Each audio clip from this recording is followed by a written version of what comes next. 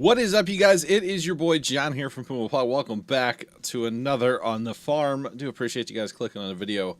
How's it going? And welcome. So today, guys, well, this part of the video, we are out in the pumpkin patch, and yeah, maybe I need to get you guys some drone video to really drive home the point that it's not good. It's not good. We figure we lost somewhere in the neighborhood of 150 plants, roughly, this year, and it is just bad. It is really, really bad. I will try to get some drone video maybe for the next video of the pumpkin patch this year and how bad it actually is. It is terrible.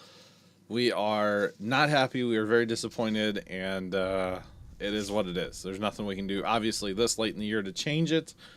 And yeah, so for next year we are definitely going to be moving the pumpkin patch to the other side of the farm, in ground that we have not had pumpkins in years and years and years, and I'm talking like 10 years probably. So for probably roughly the last 10 years or so, the ground that we will be moving to has been a corn and soybean rotation, and we think it will be a better spot to grow pumpkins for next year. So yeah, but roughly 150 plants down.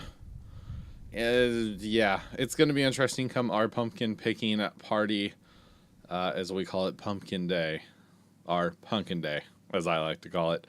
Anyway, it is going to be very interesting. You can see we actually did have the drippers on. Normally, we like not to put restrictions on the people getting the pumpkins, but this year I think we're going to have to limit it to one pumpkin per family. It's going to be that bad.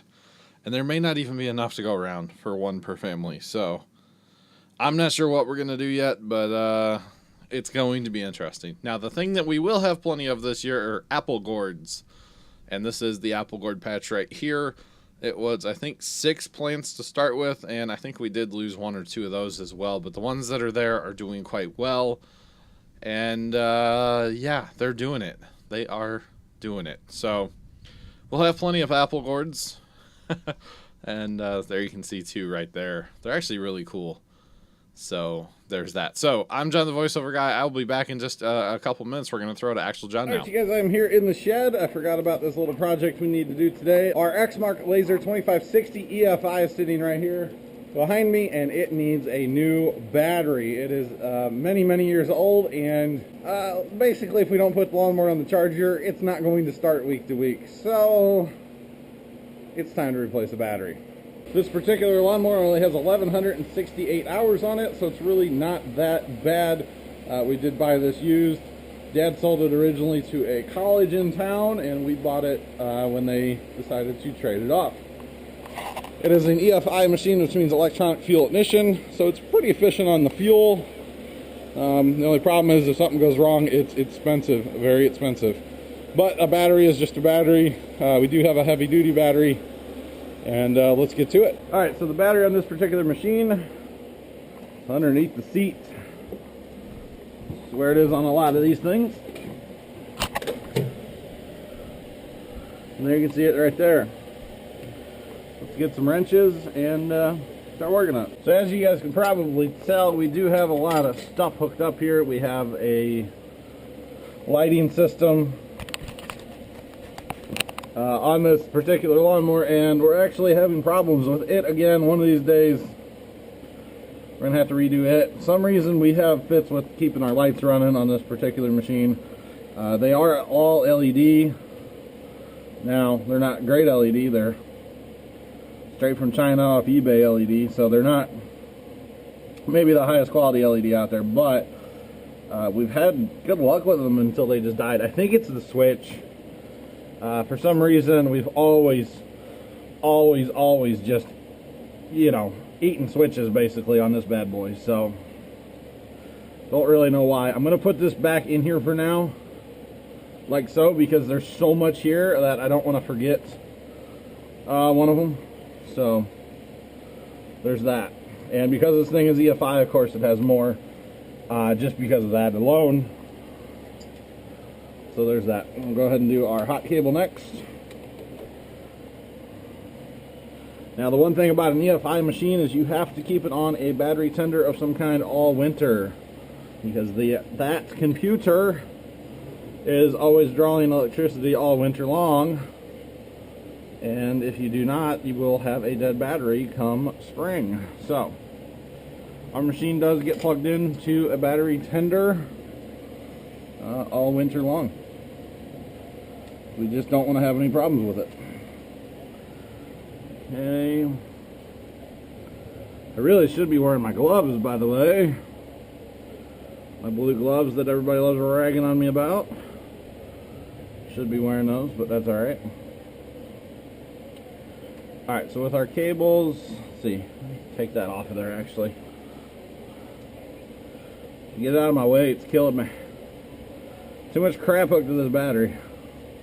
It's really not that bad, but you know, it's bad enough.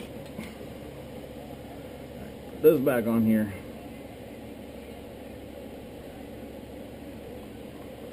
That out of the way. Good enough. My hands are dirty, I don't like it. No, I don't mind it. I don't like doing oil and grease, that kind of stuff, but just dirt doesn't bother me. We do try to keep this blowed out as much as possible after cutting. Alright, so John the voiceover guy back in action. As you guys can tell, and I did not address this in the video, but we are on the old GoPro here. And the reason we are on the old GoPro in this video clip is, the project here in this part of the video, is because this was filmed before I was using the new GoPro down there, and it didn't really fit into any videos, so I just never put it out. So I've kind of had it sitting in the can for a while, and I was like, you know what, it's time. Let's throw it in the video this week. Otherwise, this would have been a very, very short video.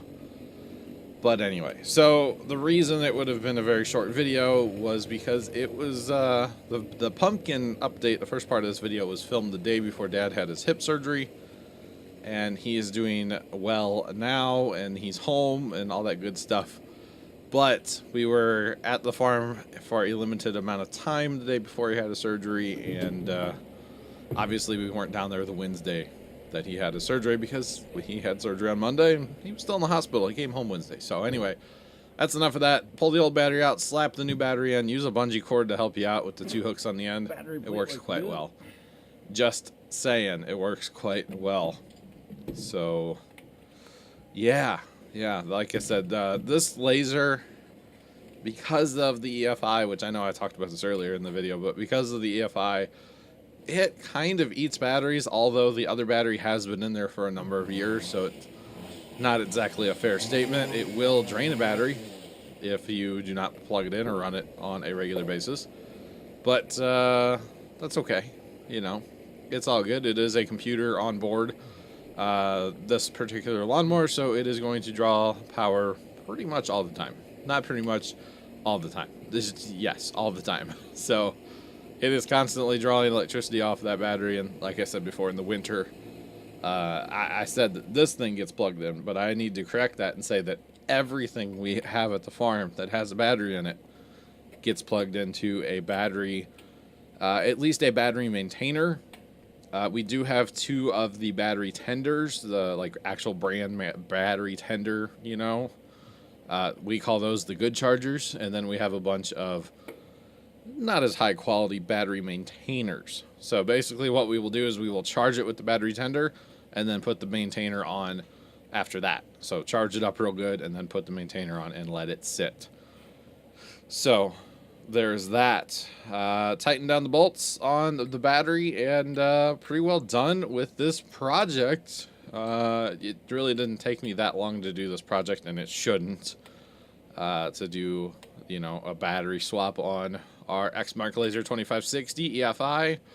Really shouldn't take that long, and it didn't. So I was happy with that, happy with the results, and since this video was filmed, I've obviously cut the grass numerous amounts of times, and this battery is working quite well, and no issues with it since we've put the new battery in to the Exmark Lazer 2560. So job well done, happy with the outcome, and it seems to be working. Now, one thing that we will do to pretty much all of our batteries, spray a little bit of this battery spray on there, and that keeps the corrosion down I do recommend that quite a bit, actually. Just some kind of battery spray. There's a bunch of them out there to keep that corrosion down, because corrosion's bad. So, if you guys enjoyed this on the farm video, make sure you hit that like button for more. Subscribe if you have not already done so. Thank you so much for watching, and toodles.